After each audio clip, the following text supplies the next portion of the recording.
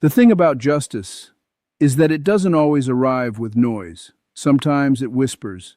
Sometimes it hides in the smallest details, like the faint sound of a ring tapping against wood, or the way someone avoids eye contact when the truth is too heavy to carry. That morning, I knew something was off the moment she walked in. Before we go any further, I want you to do something. Look at your hands for a second. Think about everything they've done, the people they've helped, the years they've carried. Now ask yourself this: does money give someone the right to treat those hands like they're worthless? If you believe respect should never depend on status, type respect in the comments and hit like, not for the algorithm, but because moments like this matter.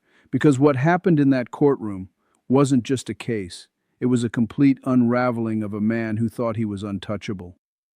It was a cold Tuesday morning in Providence. The courtroom air felt heavy, the kind of silence that presses against your chest. And then she walked in, Mrs. Evelyn Thorne, 74 years old. Her coat was old, worn by time, but carefully pressed, like she refused to let life strip her dignity. Her hands trembled, not from age, but from exhaustion. The kind of exhaustion that comes from fighting battles no one else can see. Then I looked at the file. On one side, Evelyn Thorne. On the other, Dr. Julian Vane, a world-renowned heart surgeon, a man whose name carried weight in medical journals, charity galas, elite circles. The case? A $4,200 dispute over a furniture restoration and a minor parking violation. For Dr. Vane, that amount was nothing. For Evelyn, it was survival. When the doctor entered the courtroom, the energy shifted. Some people walk into a room, others take it over. He wore a tailored charcoal suit, polished shoes, the kind of presence that screamed power. He didn't look at Evelyn. He didn't even look at the court. He checked his watch. Behind him stood two assistants tapping away on tablets, as if this entire situation was beneath them, just another inconvenience. Case number 24B, Thorne versus Vane. Evelyn stood slowly. No lawyer, no stack of legal documents, just a small blue envelope, and a photograph she held tightly, like it was the only thing keeping her steady. That told me everything I needed to know. She wasn't here to fight. She was here because she had no choice. I turned to the doctor. State your position. He barely stood. Judge, I'll be brief. This woman was hired to restore a desk. She failed. The work was poor, incomplete, and late. I don't pay for failure. He spoke like Evelyn wasn't even there, like she was an inconvenience, a problem to be removed. But I wasn't listening to his words. I was watching her. Evelyn didn't interrupt, didn't argue, didn't react the way most people would. She stayed still. Calm, focused, and that kind of silence is never empty. It means someone knows something. Mrs. Thorne, I said, what really happened? She took a breath, reached into that envelope, and spoke. Judge, I've spent over 40 years restoring wood. I don't just fix furniture. I understand it. I listen to it. Her voice was soft, but steady. That desk didn't leave my shop damaged. It left perfect.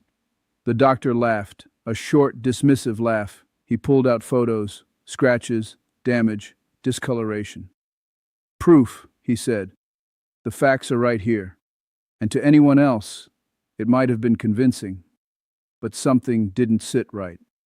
Because Evelyn wasn't looking at the photos. She was looking at him, specifically his hands.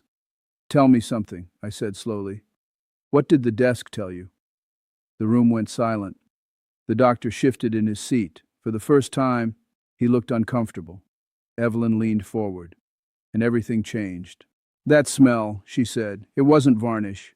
It was chemical, medical. She paused. I've smelled it before, in hospitals. The courtroom froze. And those scratches, she continued, they weren't from tools. They were too precise, too uniform. She looked straight at him. They're from surgical equipment. The silence that followed was suffocating. The doctor's assistant dropped his tablet.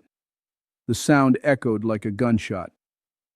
And that's when I knew this wasn't about furniture. "Evelyn," I said, "what's in the envelope?" She walked forward, hands shaking, and handed me a photograph. A perfectly restored desk, flawless, no scratches, no damage, taken just days before delivery.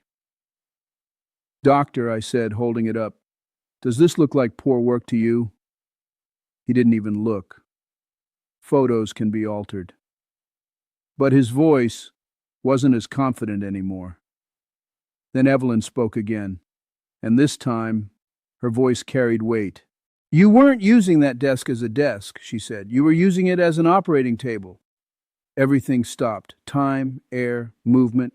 "You were performing surgeries in your home. You didn't want oversight. You didn't want anyone to see what was happening." The doctor's face went pale. His confidence cracked. And then she pulled out one more thing, a letter, a handwritten letter from a woman named Sarah, thanking the doctor for operating on her father privately because they couldn't afford hospital costs. But the letter didn't end with gratitude. It ended with a question. Why didn't he wake up? You could feel the shift. The entire courtroom changed. And then came the final piece, a small metallic object, a surgical clamp, with initials engraved. That was it, the moment everything collapsed. The doctor stood up, panicked. "This is absurd. She planted this. She's lying." But it was too late, because panic exposes truth faster than words. I turned to his assistant, a young man, nervous, sweating, breaking. "Son," I said quietly, "this is your moment. Tell the truth."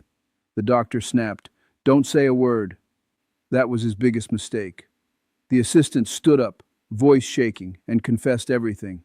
The secret surgeries, the late-night operations, the trembling hands the doctor tried to hide, the patient who didn't survive, the cleanup, the cover-up. And just like that, a respected surgeon became a criminal. I looked at Evelyn.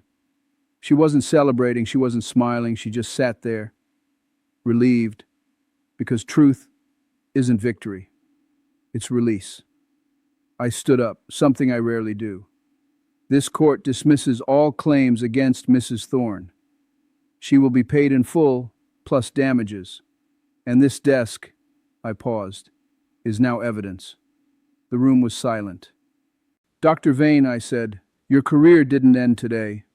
It ended the moment you chose reputation over human life." He didn't respond. He couldn't. They let him out, not as a hero, not as a legend, but as a man exposed. Evelyn stood slowly, picked up her envelope, and walked out quietly. No applause, no celebration, just dignity. And that's what stayed with me, not the scandal, not the headlines, but her, a woman who had nothing, but truth. Because at the end of the day, power can open doors, but only character keeps you inside. If this story meant something to you, type truth in the comments, because the world doesn't need more powerful people, it needs more honest ones. Case dismissed.